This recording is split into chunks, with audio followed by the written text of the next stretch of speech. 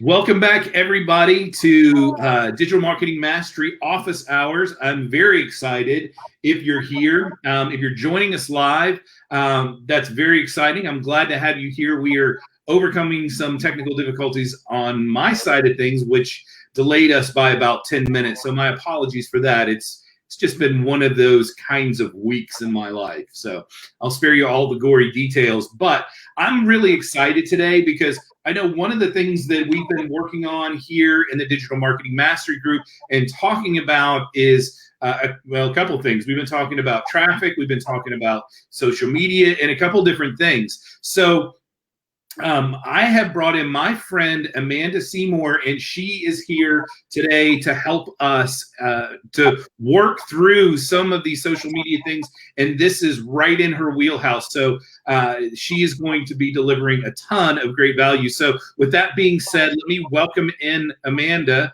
Amanda, thank you so much for agreeing to hop on here with me today. How's it going? It's great. I'm so excited to be here. Hello, everyone. If you're here live, fantastic. If you're on the replay, great. Stay till the end. We have something super awesome for you. That's true. There's really good stuff, very good stuff. So, we're talking about social media, right? So I know I struggle with it, and I know lots of people struggle with it, because we're all trying to get some momentum. So tell us a little bit about yourself and how you got into this, and then give us some kind of high-level overview of what you're thinking. Okay, so I am Amanda. I am currently the stay-at-home mom to 5 children. 3 of those 5 are ages 3 and under. So it's a lot every day, multitasking. How did I get to this point? You're a miracle worker. It's a lot. So the only way to change the world is to have lots of kids and make sure that they're going out of your house with good values, though, right? That's true. That's true. So I worked. I self-identified as an employee, as a worker. I had my first baby when I was 22 years old, had a full-time job, put myself through college working, work. Had my second child, got married. And when baby number 3 turned into baby number 3 and 4, I went, oh, daycare is going to kill me. Oh my goodness, the cost alone. I would literally be going to work just to pay the daycare costs for the 2 new babies, plus the one that still needed full-time daycare. So my husband and I decided, it's time. I'll just stay home. I will quit my job after the new babies are born. And I'm thinking, this is going to be great. It's going to be so much fun.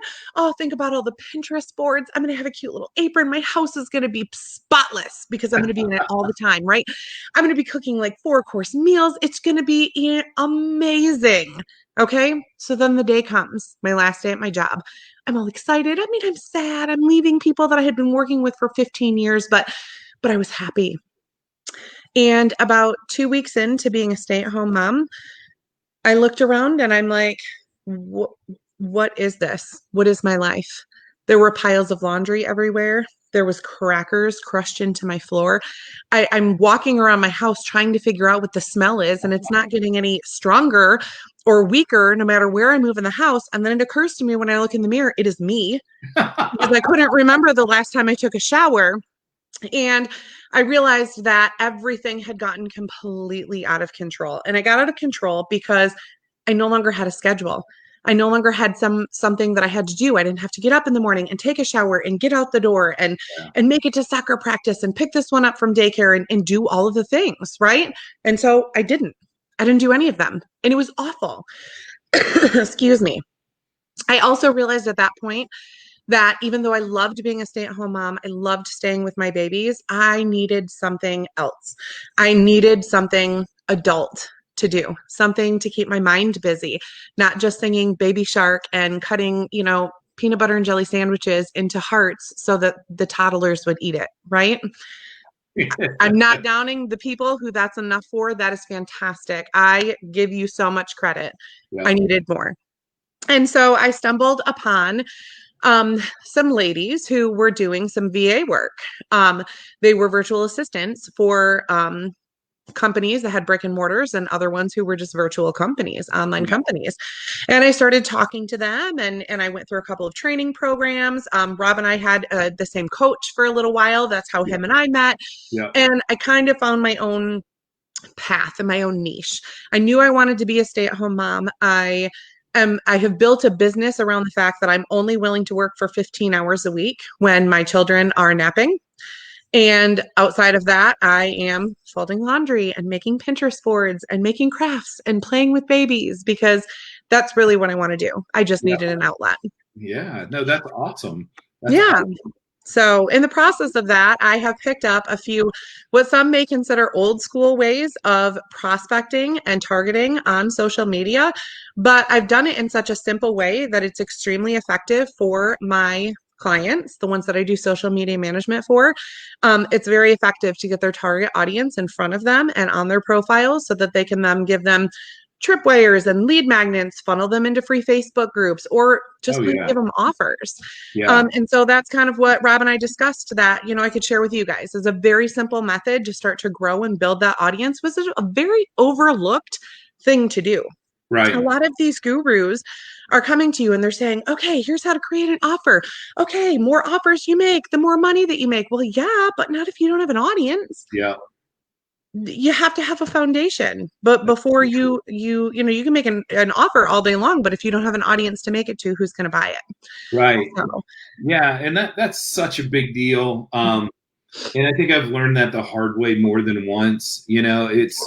It's when you're trying to make a breakthrough, I think because everybody gets really excited about it, right? They get excited about the prospect of their business, and they're like, oh, I can build this great product, or I can build this amazing service, or I can do these amazing things and build this great website. And very seldom do I see people who are have stopped and slowed down long enough to think through who their audience is. I just am onboarding a new client right now, and that's one of the first things that we're going to do. We've got this whole thing that we're going to go through to build and identify your target audience. And what I think is really cool with you, Amanda, is you've been really successful with this. I mean, you came into this, and then it's like, bam, you're cranking and getting all kinds of results, and now you've got clients that you're working with, and this is doing awesome for you. Yeah, I'm really excited about it. I think that when you find your target audience, when you find who your people are, it almost makes it fun. It makes it something that you want to do every day instead of something you have to do every day, right? Rob and I know we've had this conversation plenty. I'm very not tech savvy. Like technology and me, we're like ex-spouses who are in a terrible custody battle over our kids. Okay. I'm trying to be nice. I really am. I'm trying to play by the rules, but sometimes I just want to like pick up my computer and throw it across the room. Yeah. And so that is a very frustrating part of all of this. So Yeah. what you do is you just find where you fit. Like I don't mind prospecting on Facebook, but I know that for a lot of people and a lot of companies, the reason why they don't do it is because it's very tedious. It's something that seems overwhelming to them. And so they push it to the side, even though it's a very, very important part of the process. So I have found my people who are like, you like to do that? You do? Okay, here, do it for me. And I'm like, I'm on it. I love it. And that's awesome because you've built a whole business around this, which I think is outstanding. So let me ask you this. So when it comes to this social media thing, what are kind of the big common misconceptions that people have when it comes to this or trying to market or build online? Yeah, I mean, I think that people think that it's something that happens overnight, that the people that are quote unquote influencers or the ones that are gurus or have a lot of followers, that it just happened, right? Or that they have some sort of secret sauce or magic ingredient and they put that out there and they're like, ha, and that everyone was like coming to them. I Right. truly don't believe that. I'm sure there are some people who have been very successful because they found maybe a proprietary way to do something which sped the process along for people. I have found that slow and steady wins the race. And if you really want to be someone who's successful in the online space, you have to be visible. And the only way to be visible is to show up and show up consistently every day, which is very, very difficult when you are the CEO of your own business and you have to do all of the other things too. Right. And so that's where people like me who do social media management, we can come in because we can continue to allow you to be visible in the space and go out and find these prospects and these targets and put them in front of you so that you can do the job that a CEO is meant to do, which is to say, hey, I'm Amanda and I have this great thing. So come and check it out. Right. Right. And so, yeah, I think that that's a part of it. Yeah, Finding your who. I saw a post by you, I think, today I about did. that. You find your who. You don't Yes. necessarily have to know how to do everything or enjoy everything. You find a good group of people you can Yeah. trust and count on to help with your who, with your what, and then you become successful. Yeah, and I know for me that's one of the things, and that's why I put it in that post was, one of the big challenges I think that we get, because when we're starting, when any of us are starting, nobody has any money unless you just happen to be one of those people, right? Mhm. So, when you're going down this DIY route, it's really challenging. There's a lot of time and effort that goes into that. And I know I've spent a lot of time on that. I've got 3 people on my team now, which has been like a godsend for me because I can be that CEO kind of person and delegate and manage and keep all of the trains moving and keep things going. But there's still a lot of this stuff that I have to do myself. So let me ask you this. When it comes to like organic social marketing, you and I obviously spend a lot of time in this Facebook space, and a lot of the people that we know do. But for those that aren't familiar with it, what are the kind of things that they need to be looking to do when it comes to making their profile from something that is about cat videos and their family reunion to something that is more aligned with their business so they can get traction? Okay, number one rule, and this is going to lose me some friends. So this is probably one you're going to want to listen to. Number one rule, your profile, your personal profile, it needs to be public. How Yeah. are you going to attract people if people can't see you? That is the biggest mistake that many of my clients have made prior to bringing me onto their teams. Their profiles are private. They still consider Facebook and Instagram and TikTok a place where, oh, I can see cousin Sherry's new baby and oh, so and so got a puppy. And that's great. You want to see those things too. Yeah. But you should be looking at your Facebook profile as an opportunity to have 5,000 clients that see you every day. It is no longer just a place where you're seeing Susie's baby and Davy's new dog, right? Right. And so if you open up those settings and then you use some very, very simple tactics to start to attract people to you, because those privacy settings are wide open and they're public, when someone's like, who's this Rob in this group commenting on something, and they click to your profile, then they can see, oh, Rob does this and this and this. Sweet. Let me send him a friend request. Or, hey, I'm really having trouble with this funnel or the sales page. Let me reach out to Rob. He seems to know what he's doing, right? But if your privacy setting isn't open, that person would have never known. Yeah, and that's a big thing too, because I know for me that was a big struggle for a long time, and I have made some changes to the way I do things, and it takes a step, right? Because I've been on Facebook since the early days when you still had to have like a .edu email address. Facebook. That's how long I've been here, and so when I got on, it was it became that, right? It became this hey, what are you eating? What's going on in your life? Kind of thing. But it's totally become this other thing, which is an opportunity to make connections with your dream customers, right? Yeah. Yeah. 100%. And you know what? The new UI, the new Facebook that they're starting to roll out, because that's the one that Facebook is kind of pushing. Facebook wants everyone to move to the new platform. Right now, people are getting like 15% higher engagement when they post on the new platform than on the old one. So they're starting to reward people for using that new platform. So sometimes you just have to play the game with Facebook, right? Yeah, see, and that's good to know because I did not know that. And I'm one of those people that has been very resistant to the new Facebook. So I was talking with our mutual friend this morning, Dimitri, about a problem that I was having, and he solved that for me. But yeah, so engagement, right? So engagement, Tell me about that. Why is that important? Again, for somebody who doesn't know a lot about this, why is that a big deal? Okay. Pardon me. In my opinion, there's two reasons why engagement are important. Number one is the Facebook algorithm. Facebook is a platform that will encourage and reward those that start conversations, connections, and engagement, right? So if you put a post out on Facebook, the more engagement it gets, the more Facebook is going to show it to other people, right? Um, Facebook is also a pay to play platform. So Right. if you don't have a business page where you're running paid ads, then typically, the engagement has to come from these organic type methods on a personal page versus any kind of a business page. Right. So if you want Facebook to help you bring in people and show your content to more and more people, you want to start conversations. Also, the greatest way to grow a crowd is to create one, right? Have you ever been stuck on the highway and you're like, there's like 500 cars in front of you and you're like, what's going on? I don't see anything. And then you finally get up there and you realize it was a fender bender. But this whole entire crowd, all of these cars for like a half hour, the highway's backed up because of this little tiny fender bender, right? The best way to grow a crowd is to create one. So if you get a post that starts to get on fire and you get 20, 30 comments and you go out there and you interact with it and interact with people, you're starting these connections, you're starting these conversations, and it's just going to keep growing, right?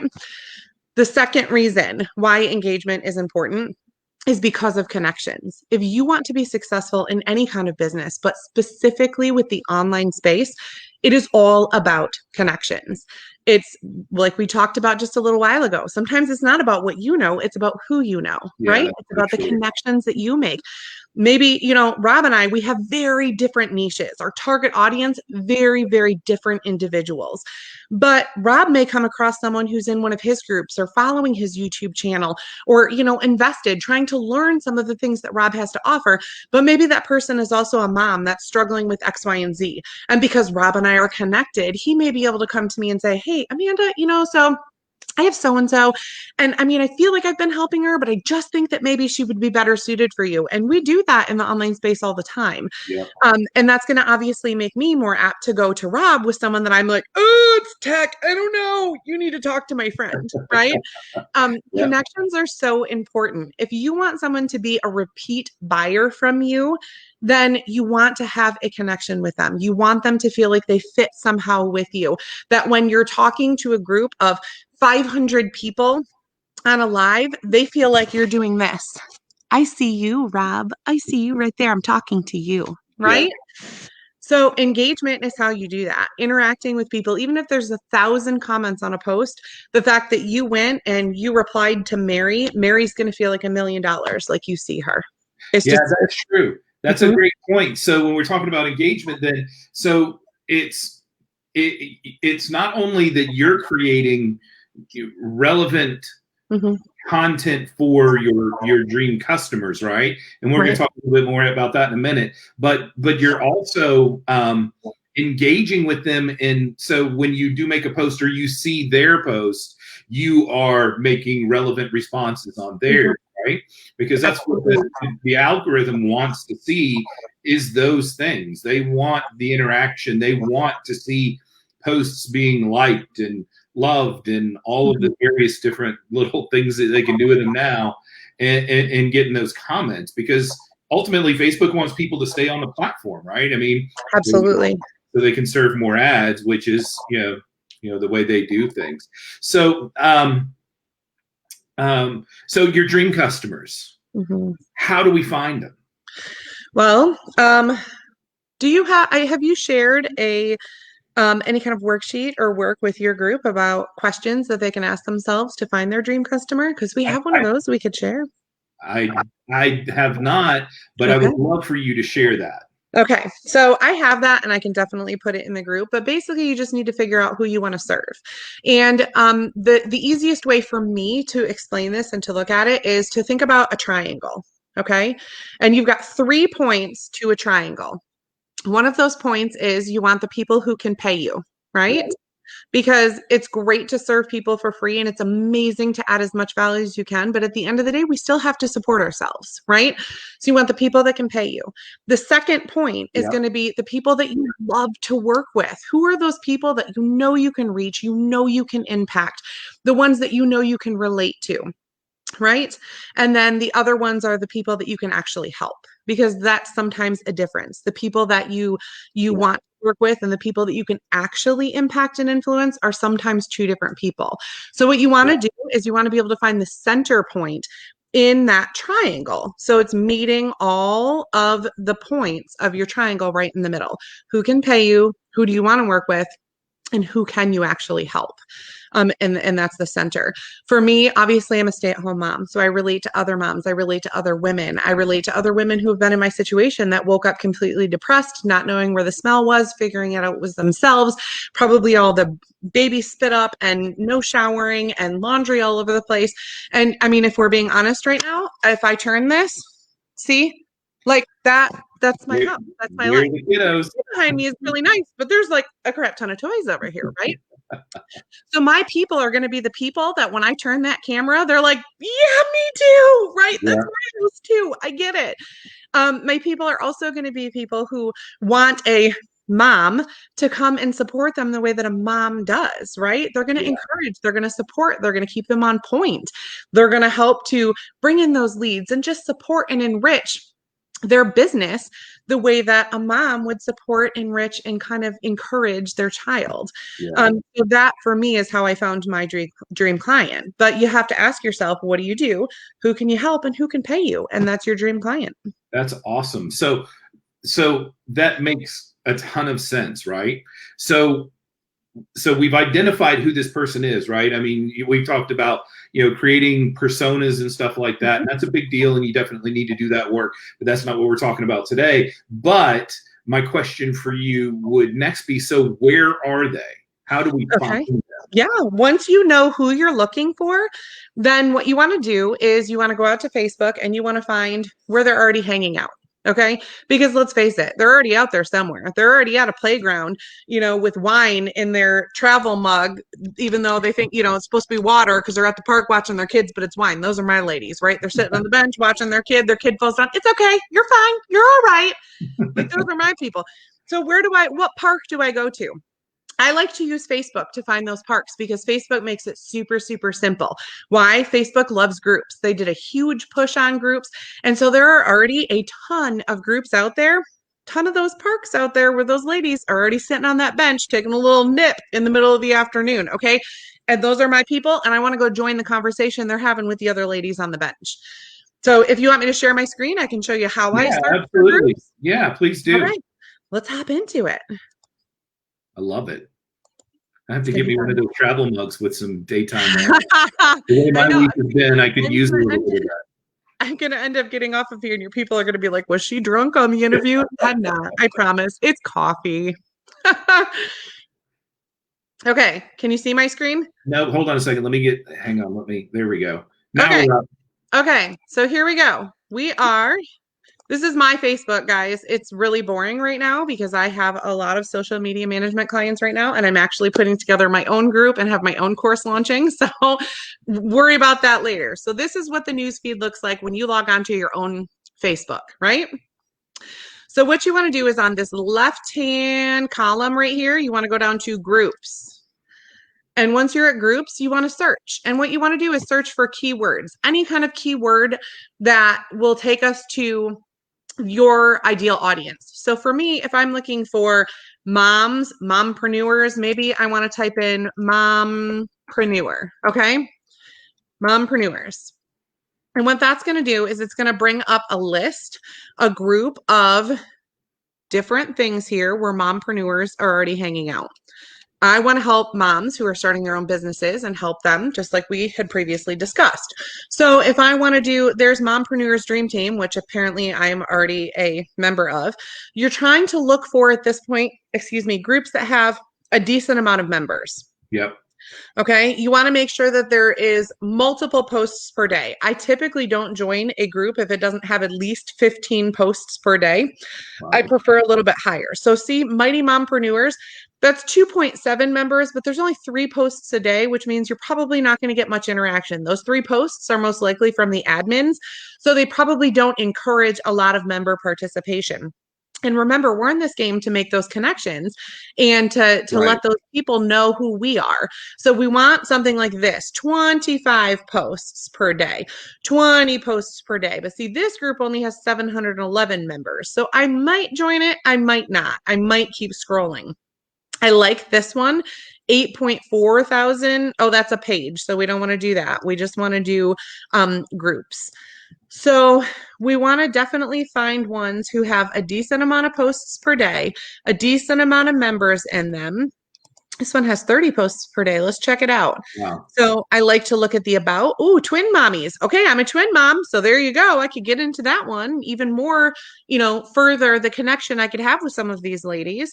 I'm seeing here 21 new posts per day. Look at this has got 282 new members in the last 30 days. That's a good sign. So I basically go out. I look for groups. I always make sure that I'm doing no more than 3 groups. Now, it's completely up to you how you want to manage them. But when I'm working with my social media management clients, I will not do any more than 3 groups. Now, if one of those groups ends up being a dud and we're not getting a lot of friend requests from that, I will ditch that group and we'll find a new group to work in. But it is very, very difficult to manage this process if you're trying to do it with too many groups. So 3 is my max per client. Yeah. Now that makes sense because otherwise you're going to be chasing groups and Yeah, all of the things that you need to do in that group are going to be a lot. absolutely. So what I'm going to do now is I'm going to take you to a group that I am already a member of, that has a lot of engagement and a lot of members. So you saw it had over 5,000 members in it. I'm not suggesting you go join this group. I'm only using this group because I'm already a member of it. And I'm going to show you the process that I take to do this prospecting for my social media management clients. So what I do is I set a timer, typically on my phone, maybe on the computer, depends on where I'm working for the day. I set a timer for 10 minutes. Now keep in mind, I'm logged in as the person that I'm doing the management for. So we're going to use Robert as an example. Let's say I'm doing his social media management. I would actually log into Facebook as Rob, set a timer for 10 minutes, and I interact in the group for 10 minutes. So I would go through, okay, embarrassment is a cost of entry. Awesome. I get it. So I would go through, I would react to the post, I would comment on the post, tagging the person who wrote the post, okay, and hit enter. So you heart or ha ha ha the post, Right. you tag the creator of the post, and you write a comment. And I interact in this group for about 10 minutes because then when I'm sending friend requests, my name is already going to be something that people have seen in the group. Great point. That's a great point. They'll make the connection then because they see that what you're doing in the group Yes. and see your interaction, and then they get that friend request from you, and they, if they're even reasonably active in the group, they should know your name. Absolutely. And after about a week or so in a new group of just doing this, liking and commenting on things, I may even put my own post out there. I may put an engagement post or something so that people can then comment on my stuff, which makes me even more visible. But I usually like to wait about a week or so before I start making posts on behalf of my clients. Yeah, that makes sense. So after the 10 minutes is done of doing this, where we're actually going through and quote unquote priming this feed or becoming visible in the group, I then go to this left-hand column again and I click members.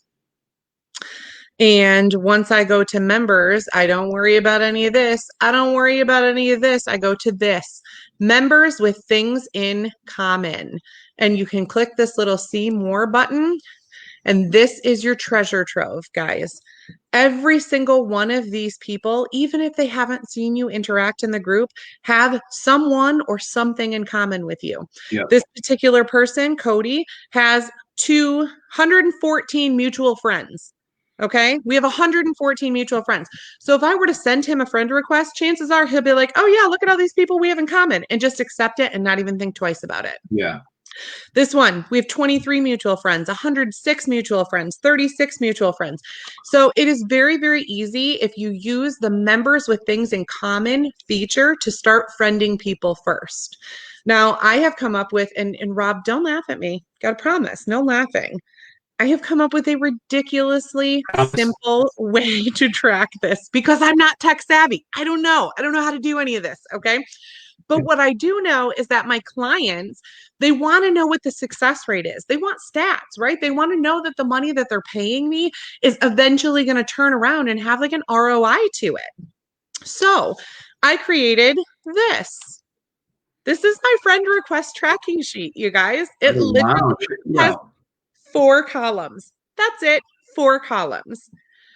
So this is what it looks like. We're going to say, okay, today, you guys, is 8:20. And I like to send 10, well, it depends on what the client wants. If the client wants me to send out, say, 150 requests per week, then I will send out 10 friend requests from each of the 3 groups every day, right? Because that's 30 a day. That's going to Yeah. get me my 150. Sometimes they want me to send 200 requests or 500 requests. And if they do, that's absolutely fine. But what I do is I will say, okay, this first group that I'm working on is digital marketing hacks. I'll just write DM hose. That's going to be much easier. DM hose. Okay. So if I know that my client wants me to send 150 messages a week, I'm going to take this and go 2, 3, 4, 5, 6, 7, 8, 9, 10. Okay. Oh, I think that was 11. Anyways, you get the point. Yep. I start to fill in the sheet with everything that's going to be consistent. I'll even drop that down. And then here is the kicker. If I'm going to send Cody a friend request, I'm going to copy Cody's name from here. And I use the copy feature and paste it into my sheet. And why do I do that? Because then tomorrow, when I want to track to see if Cody indeed accepted my request, all I have to do is click it. And guess what? It's a hyperlink to Cody's Facebook page. So I don't have to try to search him out. I click one button and there we are. Okay. And you can see right here that your friends, friend request sent, add friend, you get the point. Makes it so easy. So if I were to, I could show you one that I have filled out for a client. I'm not going to click the hyperlinks because obviously I want to allow my clients anonymity. And if I click the links, it's going to log me back into Facebook as them, so you'll see who they are. But this is what the sheet looks like. Yeah. Yeah. And literally what I've been able to do with this sheet, I'm going to stop screen sharing for just a minute. Sure. Okay. Can you see me? Yes, ma'am. So what I've been able to do with that sheet is I send out my 30 to 50 friend requests for my clients. The next day I go back and I check each one of those, which literally takes 5 minutes because you're clicking a link instead of searching. And I can tell whether or not they've accepted. I can also see when I chunk them down like that by this group that I sent requests from, and then the next group, and then the next group. I can see which groups are accepting my requests more than others, right? I have a client that I started this with. This particular client was getting ready to do a 5-day challenge as a way to then make a high ticket offer to her audience. Yep. And she wanted to get more and more and more people into her free Facebook group because she was going to be doing this 5-day challenge in her Facebook group. So I started sending out these friend requests, and I realized that for her, doing very, very minimal things, just what I showed you, 10 minutes of exposure in the group, sending the 150 friend requests per week, I had a 60% accept rate for her. Wow. So out of that 150 requests I sent, I got 90 people that were then in her space. She has a 10% close rate. So she wanted to close 20 people, which means I only needed to get 200 people in her group, and I got 90 people in 1 week. That's awesome. And it's so simple. You guys could all do it for yourselves. That's why I wanted to share that today. I mean, I love doing it. It's just something I love. I love stats. I love statistics. I love organizing things. It's just what I do. But I also think that if you are starting out, like Rob was talking about, and you are doing it all on your own, it's a very, very easy thing that you can just slide right in. Yeah, absolutely. So that makes perfect sense then, Amanda. So what we're talking about then is you figure out who it is that you're looking for. You know who that person is. Then you Yep. figure out where they're hanging out, and then you go into these groups and you're friend requesting these people. So by default, just by following those couple simple steps, Mhm. you're going to be filling up your friends list Your uh, ideal clients. with your ideal clients. Mhm. Man, that's awesome.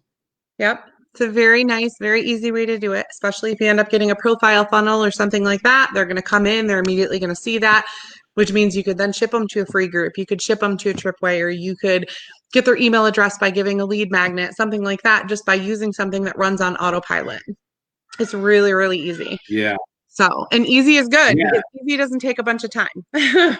Yeah, no, and that makes perfect sense too, because now you've got these people that are in your feed, right? So you can communicate with them and talk about how you deliver value and help with all that. I got a phone ringing. How is that even possible? Popular guy. Look Who at is your that? letter here. Are you on this side or are you on this side? I don't know. I don't know I which know. side What's you are for going them. on with This that? side, I think. I completely lost my train of thought there. So, So all yeah, right. you're right. You can start creating those connections. You can start interacting with them. If you're friends with them on Facebook, then that means their posts and their content is going to show up on your news feed. So you can start commenting and being present on their feed as well. And that's what we're talking about, our 48 hours, right? I mean, Yeah. and I that's only what call it you're actually 48 leveraging. hours because I wait 24 hours to check the requests. But I'm telling you, last week alone, the 90 people that I got out of the 150 requests, every single day, I sent out 30 requests. And then the next day, before I sent out more, I checked the groups that I sent them from, and I was getting a 60% success rate That's outstanding. every day. And Very consistent. turning those people into clients. Oh, 100%. So this same, just to kind of let you know, and this may not be standard or typical, but this one client who I added the 150 people for, I'm sorry, sent 150 friend requests for and added 90 people. Out of that, just organically, before her 5-day challenge or before anything else, this is just the people that accepted the friend request and checked out her material that was already out there. She was able to get 9 sales calls booked just because people were interested in what she had because of the content on her page. Out of those 9 people, she was able to close 6 of them. Oh, And her product is a 5K product. So that's in 1 week, outstanding. we were able to get her $30,000 return in how much she paid me. Wow. And so we're not talking about groups here. We haven't gone to that Mm-mm. point. This is just stuff that Yep. is happening on your profile. Well, that and her profile funnel led Right. them to her free group. So, quite a few of them. I also manage her free group for her. So, letting people in. So, that's the plus for me. I got to do the front end work by sending the friend requests and seeing them being accepted. And I got to do the back end where I'm letting them into her group. Right. And they're just looking at her resources in there. And like I said, that translated into people booking calls on her Calendly. And those calls, she has that 20% success rate. So she was able to close 6 of them, which was a 5 or a 30K week. That's outstanding. Yeah. So I hope you guys are hearing this right. So, because everybody's struggling for leads, right? Mhm. Everybody wants to have leads. So if you get your target customer down right, and you've got an offer. I mean, it doesn't have to be, because last time in office hours we had Steph on, and she was teaching us how to do offers. So, and it doesn't have to be anything complex like that. Nope. Even if you get these people, you get your offer and you get them into your world, Mhm. your lead problem is solving itself. And this is just Facebook. We're not Mhm. talking about your email list. We're not talking about Twitter, LinkedIn, Pinterest, TikTok, or any of the other platforms. This is just Facebook. Yep. Man, that's amazing. I love it. I'm Yep. inspired. I very much think about water. I have a cat, right? And my cat is obsessed with cups of water. So if one of my kids, which happens all the time because, little people's brains aren't all the way wired to the rest of their body. And sometimes they make choices where you're like, I'm raising that. They'll leave a cup of water on the table, right? And the cat jumps up on the table and the cat knocks over the water. Think about the path that the water takes. Does the path fall down off the table and go to the floor? Or does the water go up to the ceiling when the cup is tipped over? Right. It goes to the floor, Right. right? Because water takes the path of least resistance. Yeah. So will your customers. Oh man. So will your ideal clients. If you make it an easy path for them, if you simplify the process, they're going to follow that path effortlessly, and then you are going to have a client for the rest of your days. Dang, that is good stuff, Amanda. That is awesome. That is amazing. So I hope you guys caught that, because what she just there is absolutely amazing. So Amanda, let me ask you this as we kind of get to the end here. If somebody is interested in working with you, how do they get in touch with you? Good question. Facebook stalk me? No, I'm just kidding. I am actually in the process right now. I was very much for a long time helping just the stay-at-home moms, and I was getting the same question asked over and over and over again. I was doing these ask me anything, in my group and on my Facebook page. Ask me any question you want. And the question was always the same, you guys. It was always the same. They're like, how do you have 5 kids and a business and a household? Like how do you do that? And me, Right. I'm like, why do you want to know about that? That's so easy. What do you mean? You just do it. It's no big deal, but it is. And that's what a lot of you don't realize, is that your superpower is probably something that is just inherently easy to you, but Yes. that doesn't mean it is to everyone else, which is why I'm so obsessed with Rob, That is because so to true. him, the tech is like, he's like, oh, I'm a kid in a candy store. And to me, I'm like, oh, don't make me do it. So you find that thing that is just inherently easy to you and realize that there is a market of people out there who want you to teach and train them and make it easy for them.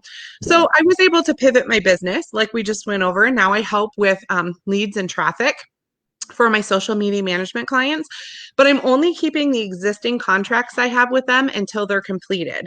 I am getting ready to launch my new group called Time Influencers, because I do accountability coaching and burnout coaching, but productivity and collapsing time for my clients is what I love.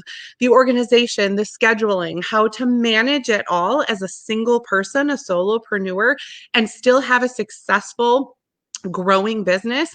That's what I like to do. So eventually you're going to find me in my free group called Time Influencers. It is not available yet.